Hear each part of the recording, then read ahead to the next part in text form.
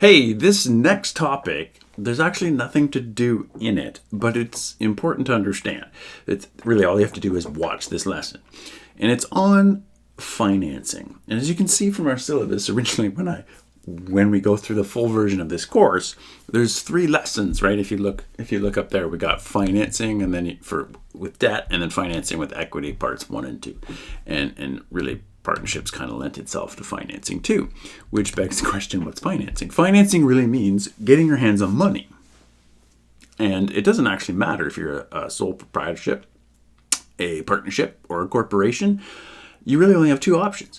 You can borrow the money, either from a bank or from private investors, whatever, or you can find investors, in other words, owners, to come up with money however they can, which is usually their own money, right?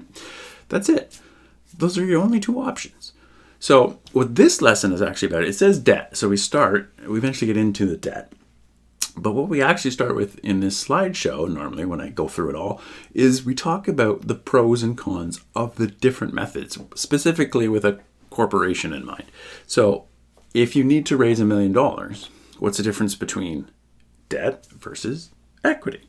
So that's what we're going to go through right now. So if you just open up this lesson, it looks like this, and let's just run through it. And I'll tell you, there's a couple of slides. This first slide, if you don't know what a long-term liability is, it's a debt that's due in more than a year. That's skip. Here's the thing.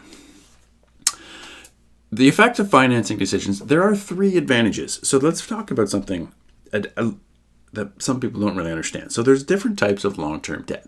And a lot of people are used to the idea, probably because they maybe live in a condo or a home that was bought with a mortgage, with debt, right? But you don't have to go to a bank to borrow money for a big purchase like that. You can go to a private sort of intermediary like an investment bank, say RBC Capital or Goldman Sachs, maybe heard some of those, right?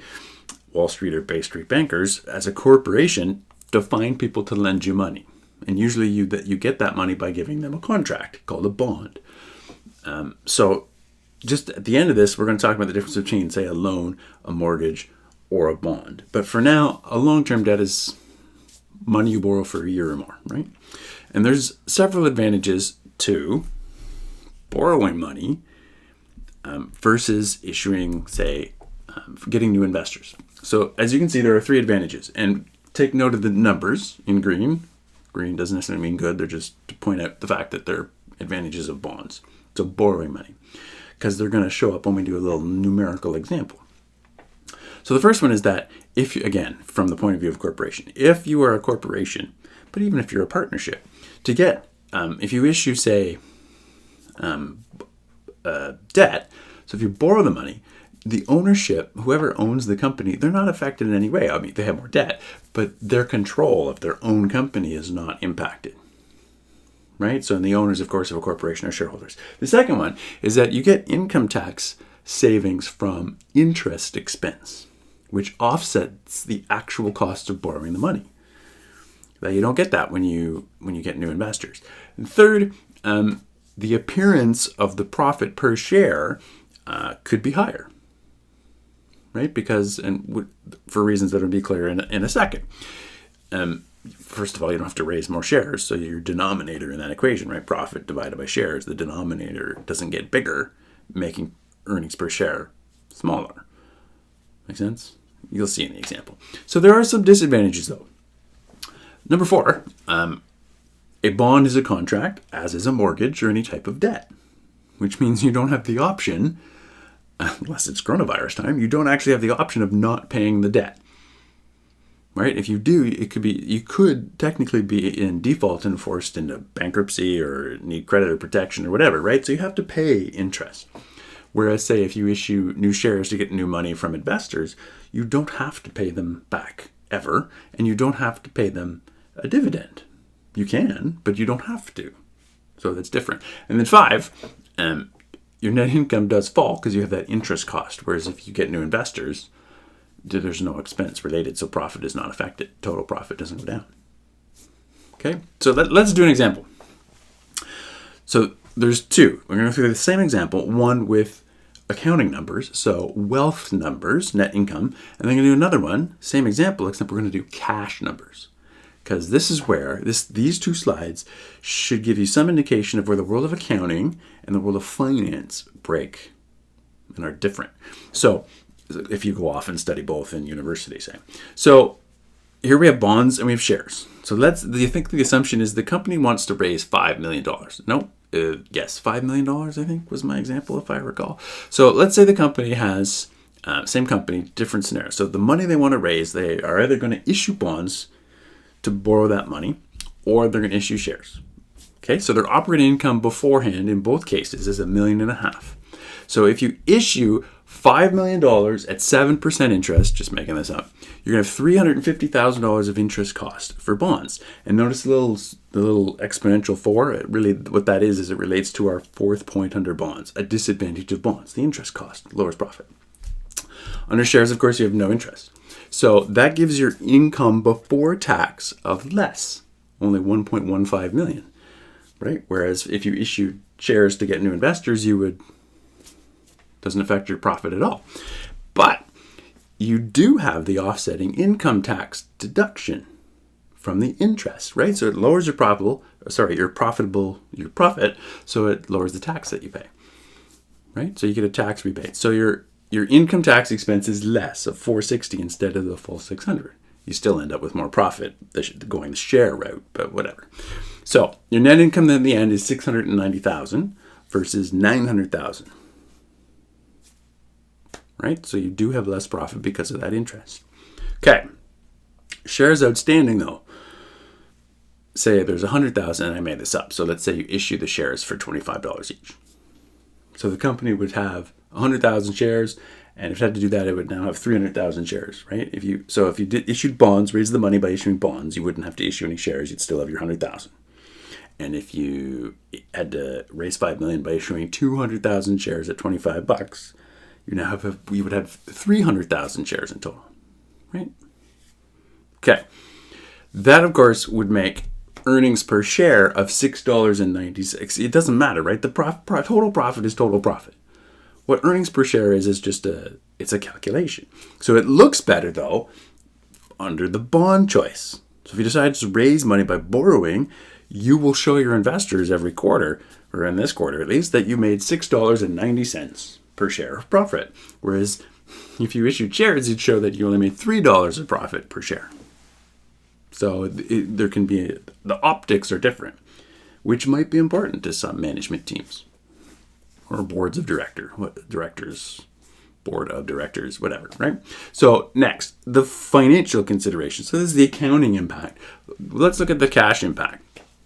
So not accounting numbers, not wealth numbers, not profit numbers, but cash.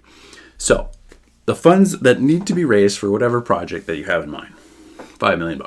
Okay, under both options, getting the money by issuing bonds or getting the money by issuing new shares. So if you issue, we'll say $50,000, $100,000 bonds. Don't worry about this because we're not covering this semester. This $50,000, $100,000 7% bonds. Those of you who took finance know what this is, but whatever. So $5 million, and if you issue shares, you're going to issue 200,000 shares at $25 each, and you're going to collect $5 million, either method, right? But there's an impact. The annual cash constraint of issuing a bond issued with a 7% promise of payment, that means 7% of the $5 million, $350,000 of interest must be paid every year. There is no such obligation under shares. But if it were comparable, and there's no reason why it ever would be, but if it were comparable, you'd have, say, 7% optional dividend payment to shareholders, the new shareholders of, say, 7% as well. That would be $350,000 out, but that's optional, remember. But then there's a cash impact. The bonds get you tax rebates, and that's real cash. Reduces the real check you send to the government because of the interest expense. So you get to reduce that actual interest out of $350 tax back in rebate of $140. You don't get that for issuing dividends at all. So the cash effect is actually better by issuing debt. Assuming equal risk, cash effect is better by issuing bonds or debt, by borrowing the money. However, don't forget, The dividends that were illustrated here for comparison purposes are optional. You don't actually have to pay them at all, in which case issuing shares would be better. But if you can see the annual after-tax cash effect of an equal situation, it's better to issue the debt, all else being equal. Except, of course, don't forget that you don't actually have to pay anything annually with shares. That's the choice. And that's essentially the last slide that you need to know, or that's really important to get out of this particular slideshow, right? So there's no practice with this. This is just kind of a concept you should walk into, say, a business program, if that's what you're going to go into, with this knowledge. The only other thing I would say, and if you want a rate of return based, so 2% borrowing cost for bonds versus a 7% borrowing cost or investment cost, I guess, for shares. But again, that's optional. You don't have to pay any dividends. So the other slide, these next two slides, you don't need to know what they are, but you should walk out of high school knowing the difference between what loans and mortgages are versus a bond. All right. And a loan and a mortgage, kind of similar, is something that you have a definite period of time to pay back. So is a bond. But loans and mortgages have you pay a bit of what you borrowed and interest each month. So when you make, I don't know, like your $1,000 mortgage payment each month for your house, it includes some of what you originally borrowed and interest. So the $1,000 is the same all the time, but it includes both repayment and interest. A bond is very different, and companies, private companies, public corporations, and governments use them. And one of the advantages is that you don't pay anything back until the bond matures. So at the end of the bond's life, you're supposed to pay it all back. And all you pay in the meantime is interest. And it's usually only once a year or twice a year. That's the difference. The other main sort of thing you should be aware of is that you go to a financial institution, a bank, for a loan or a mortgage. And you can do that as a big company or as an individual, right? But in the banking system, they have fairly strict regulations, and they have concentration guidelines, they're called, right? You can't actually lend a particular company past a certain amount of money. And you can't lend in a particular field or in a particular industry. It can't take up a certain percentage of your loans. So in other words, you can't lend out half of all your loans to the real estate market, to real estate companies. You can't. And you can't even lend out a sizable proportion to one condo. Most of the condos in the GTA have not been put up with mortgages or loans from banks because they have these guidelines. So then that's where the other market comes in, the bond market. Like most of these big projects, bond market. Most of the government's deficits around the world, bond market, financed by private investors through bond markets that are usually facilitated by big Bay Street or Wall Street financial firms other than your banks. So most companies, if you look in the liabilities of their balance sheets, you'll see that most of their debt is actually bonds. It's not bank debt. So that's also an important difference. So bonds are often, it's the company that's borrowing or the government that's borrowing, issuing the debt, and it's usually facilitated by some type of investment bank to find the people to buy it initially. And well, that's not true, so I won't say that. That's changed. So that is essentially what you should probably walk out of a grade 12 accounting course with onto a business program, the knowledge. That's enough from this slideshow. All right, any questions, let me know. See you later.